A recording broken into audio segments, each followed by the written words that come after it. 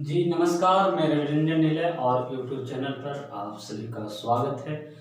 आज हम लोग चर्चा करेंगे संघ एवं इसका राज्य क्षेत्र पर। इसके पहले हम लोगों ने संविधान की प्रक्रिया, संविधान की विशेषताएं और संविधान की प्रस्तावना पे चर्चा कर चुके हैं। तो चलिए हम लोग आज शुरू करते हैं संघ एवं इसका क्षेत्र। अनुच्छेद 1 यह बतलाता है कि इंडिया यानी भारत जो है क्या है, तो राज्यों का संघ है। अम्बेडकर जी इसके बारे में कहते हैं कि भारत क्या है, तो राज्यों का संघ होगा, न कि राज्यों का समूह। राज्यों का समूह कहने का मतलब है कि अगर आप जाइएगा अमेरिका में तो वहाँ देखिएगा कि वहाँ का जो संविधान है और जो अमेरिका बना है वह राज्यों का समूह है। लेकिन भारत में देखते हैं तो क्या है कि राज्यों का संघ है। यह राज्यों का जो संघ है, राज्यों का संघ, इसके कहने का तात्पर्य यह होगा कि जो राज्य होंगे वह संघ से अलग होने का अधिकार नहीं होगा। और दूसरा इसका मुख्य बात यह है कि इसका राज्य पद्धति क्या होगा। इस पे बहुत गहन विचार विमर्श किया गया और जो नामकरण किया गया संविधान में भारत का, जिसे हम भारत कह रहे हैं या इंडिया कह सकते हैं, इसके बारे में बहुत गहन विचार विमर्श हुआ संविधान सभा में।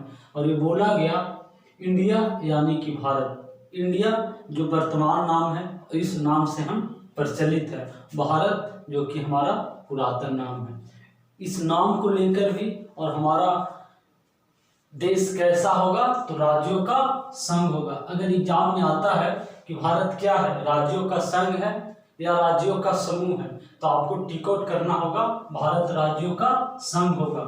किस अनुच्छेद के अनुसार, तो अनुच्छेद 1 के अनुसार। इसी में यह बतलाया गया है कि भारतीय क्षेत्र को 3 श्रेणियों में बांटा गया।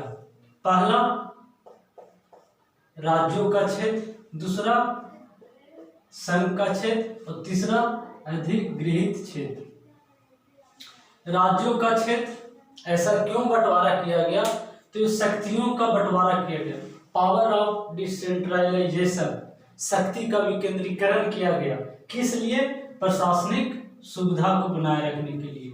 इतने बड़ा भू राजनीतिक क्षेत्र में कैसे देश को चलाया जा सकता है, इसके लिए प्रशासनिक सुविधा को देखते हुए क्या किया गया, तो इसको राज्यों के क्षेत्र में बंटवारा किया गया। और फिर प्रशासनिक सुविधा के अनुसार दूसरा संघ का क्षेत्र और अधिगृहित क्षेत्र। यहाँ पे राज्यों का जो क्षेत्र है यह वह क्षेत्र है जो भारत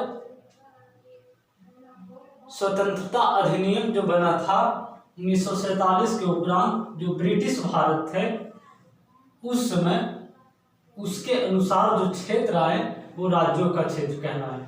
संघ का क्षेत्र वह हुआ जो केंद्र सरकार के द्वारा उस पर क्या किया जाता है, प्रशासन किया जाता है। और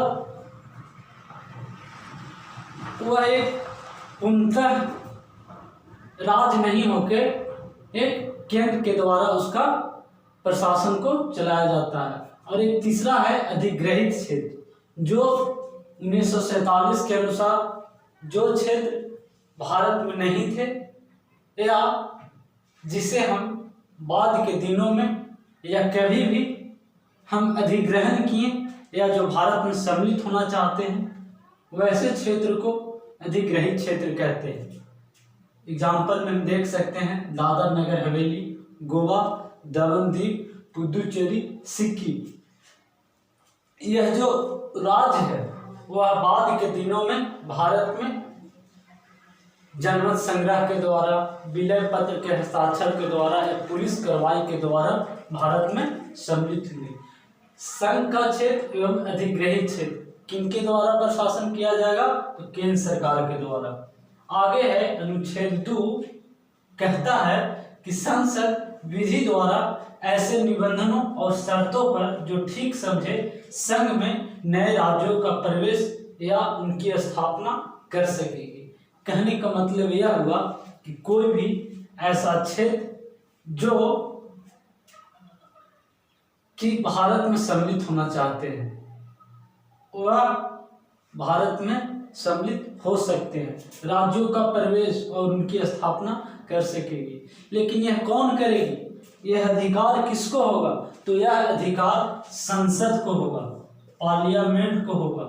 और कैसे? तो कानून के द्वारा, विधि के द्वारा किया जाएगा। राज्यों का प्रवेश, नए राज्यों का, और उनकी स्थापना, इसमें दो बातों को बतलाया गया। पहला ये है और दूसरा ये। पहला बतलाया गया है कि नए राज्यों को भारत के संघ में शामिल करें, मतलब कि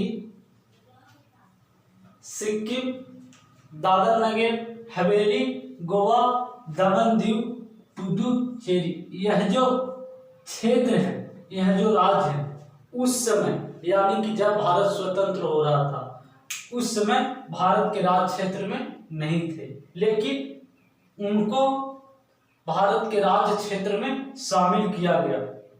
तो क्या हुए? ये नए राज्य क्षेत्र होंगे। तो उसको संसद क्या करेगी? तो विधि द्वारा इसमें शामिल कर सकती है। और दूसरा, नए राज्यों को गठन करने की शक्ति, यानी जो भारत के भू राजनीतिक क्षेत्र है उसी क्षेत्रों में से किसी हम एक नए क्षेत्र का गठन कर सकते हैं। तो अनुच्छेद 1 और अनुच्छेद 2 के बारे में हम लोगों ने अभी जानकारी प्राप्त किया। धन्यवाद।